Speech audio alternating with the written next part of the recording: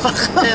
Au revoir et bonne suite des programmes avec Florence. C'est la parole, pardon. Soukaina Aziz qu'on retrouve demain, donc vendredi 8h40. Nous sommes avec Alice Alaïdine tout de suite.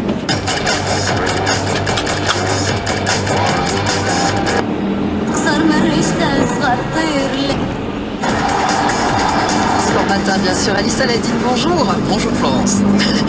Du football, on va commencer bien sûr par le Maroc, Ali, avec cette 15e journée de Botola Pro. Nouveau match nul pour le Wydad de Casablanca. C'est une épidémie en ce moment.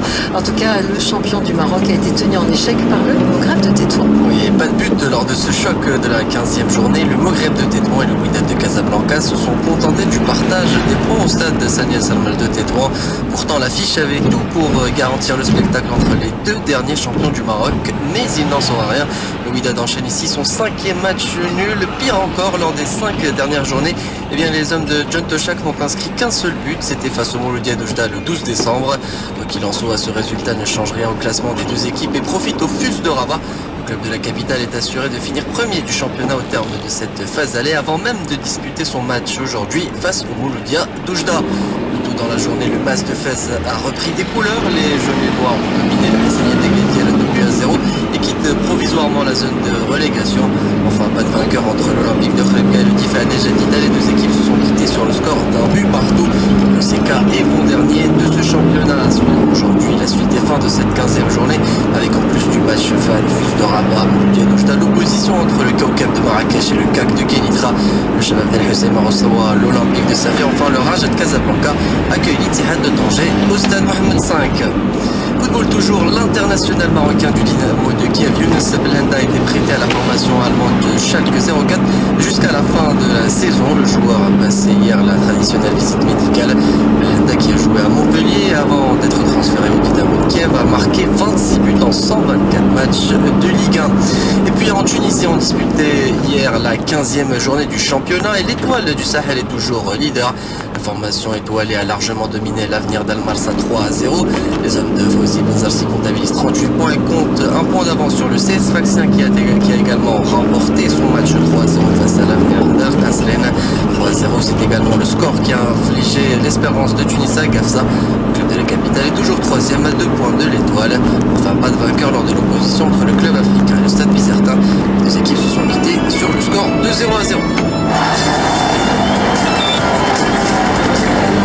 On passe au football en Europe, Ali, avec l'Espagne tout d'abord. Le FC Barcelone qui a largement remporté son duel face à l'Espagnol Barcelone. C'était en 8e de finale aller. Et je parle bien sûr de la Coupe du Roi. Oui, cette fois, le Barça n'a pas fait de cadeau à son voisin. Une victoire 4-1 qui rapproche plus que jamais les hommes de Luis Enrique des quarts de finale. Ce derby de la Catalogne a par ailleurs connu la participation de l'international turc Arda Turan et de l'Espagnol Alex Vidal. De son côté, l'Atlético Madrid a été tenu en échec un but partout sur la pelouse du Rayo Vallecano. Plus tôt dans la journée, le FC Valence a étrié Granada 4-0. L'Athletic Bilbao a difficilement dominé Villarreal 3-2. Enfin, le FC Séville a dominé son voisin du Betis 2-0.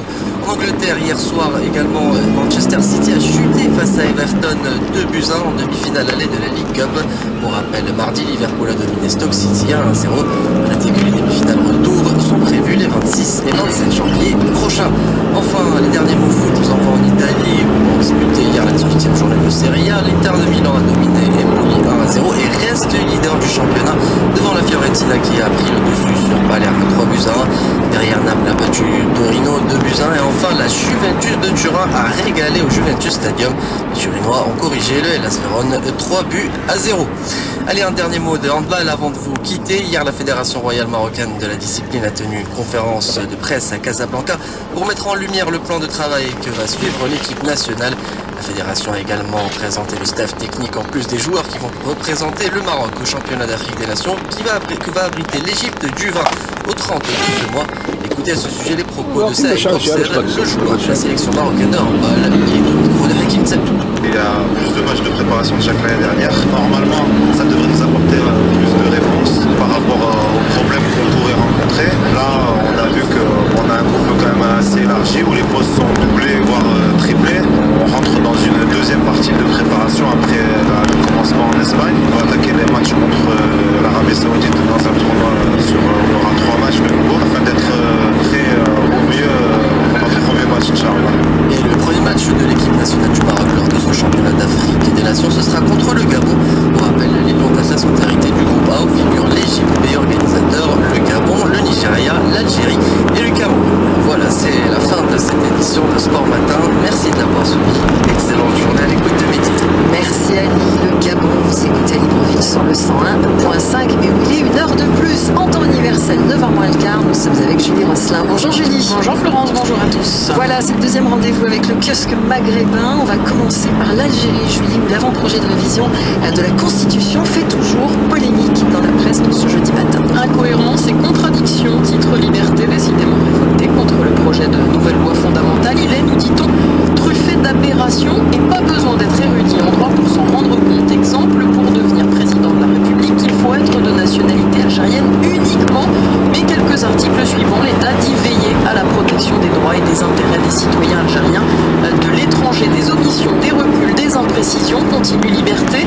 Le pouvoir algérien, éternel mauvais élève, s'interroge le quotidien d'Oran. Le caractère de ce texte est beaucoup trop conjoncturel, estime le quotidien, pour qui il ne s'agit que d'un, je cite, toilettage du texte précédent. Quant à la reconnaissance de la langue tamazight, elle émet encore réserve et doute chez les militants.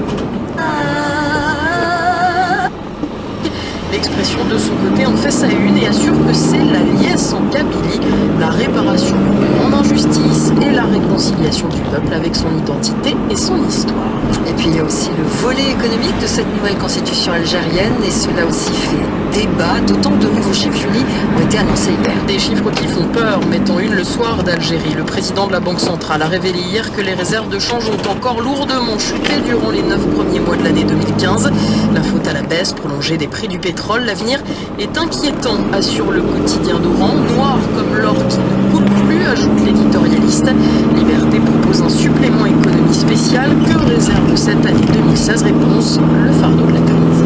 Voilà pour l'Algérie. Nous allons en Tunisie maintenant, Julie, avec ce remaniement du gouvernement qui a été annoncé. Pour Capitalis, eh bien, c'est Rachid Ranouchi qui pousse ses pions. L'influence du patron du parti Nahda est grandissante, explique Capitalis, même si aucun dirigeant connu du parti islamiste n'est au gouvernement. Ce sont ceux que Ranouchi soutient qui ont été nommés, dit-on, le nouveau ministre de l'Intérieur, Edi Majoub, ou encore celui de l'énergie, Monji Marzouk. Ziad Ladari a été maintenu à son poste de l'emploi, pourtant invisible et absent, affirme le journal. Un départ sans panache, celui de Taïeb Bakouche, continue Capitalis. Le chef de la diplomatie aura payé, nous dit-on, son manque d'expérience et de charisme. Au Maroc maintenant, la vignette automobile, elle fait la une des inspirations éco. Et ça grogne chez les usagers, titre le quotidien. Le paiement de la vignette est désormais externalisé, ce qui suscite la colère des associations de consommateurs qui réclament le droit de choisir entre le service payant et le service public. Réforme des retraites, la phase douloureuse démarre, toujours pour les inspirations éco. 6 projets de loi pour changer les différents régimes devraient en effet être validés aujourd'hui par le Conseil de gouvernement. Et puis, un grand verrou saute dans les transactions immobilières, titre de son côté l'économiste. Le quitus fiscal n'est plus une condition ni à l'achat ni à la vente, même si une caution reste exigée pour couvrir d'éventuels impayés. Mesure d'assouplissement qui devrait relancer la liquidité du marché.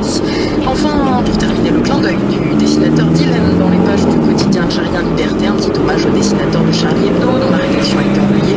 Vous en parliez dans les journaux, il y a un an tout pile par une attaque terroriste. Dylan dessine un homme armé, barbu, avec un fusil qui demande à un petit dessinateur d'arrêter de caricaturer le prophète. Le petit bonhomme pointe son crayon accusateur vers celui que l'on croit être un terroriste et lui répond « Toi d'abord ». Voilà, Dilemme que nous avions interviewé à l'époque, c'était 2-3 jours après.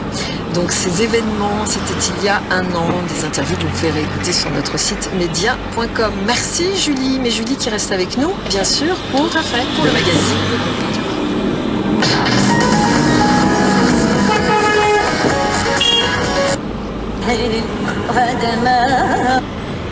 Certainement à son corps défendant du côté de la capitale la plus polluée au monde. Nous sommes en Inde, à New Delhi.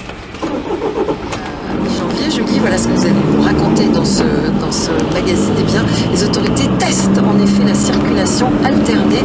Nous allons voir comment cela fonctionne tout de suite dans votre magazine. L'expérience doit durer jusqu'au 15 janvier et à dire vrai, il faut absolument qu'elle fonctionne car New Delhi est bel et bien la capitale la plus polluée du monde avec ses 8,5 millions de voitures. pour 17 millions d'habitants et les autorités ont donc décidé de cette mesure radicale de circulation alternée. Nathalie Michet. Et oui, ça veut dire que 3 millions de véhicules sont interdits à la circulation, soit 1,5 million par jour. Concrètement, ceux qui ont des plaques d'immatriculation impaires roulent les jours impairs et ceux qui ont des numéros pairs peuvent circuler les jours pairs. Ça fonctionne de 8h du matin à 20h du soir, sauf le dimanche. Et ça ne concerne ni les personnalités, ni les femmes seules, ni les deux roues. Est-ce que pour l'instant, Nathalie, c'est respecté? Alors, selon les autorités, il y a eu des resquilleurs qui, interpellés, ont reçu des amendes de 2000 roupies. C'est environ 28 €. C'est beaucoup pour nombre d'Indiens. Des centaines de policiers et de volontaires ont d'ailleurs été déployés pour contrôler l'opération. Et pour aider les gens à circuler, les écoles sont fermées pendant ces 15 jours-là afin de permettre aux bus scolaires de grossir la flotte des transports en commun. Mais beaucoup pensent que les Indiens vont vite recourir à ce qu'ils appellent le jugad. C'est une technique qui consiste à trouver une solution alternative pas trop chère, par exemple en se procurant de fausses plaques. Écoutez, diverses réactions sur le sujet. Sunita Narain est directrice du centre scientifique de New Delhi. Si l'expérience est un succès,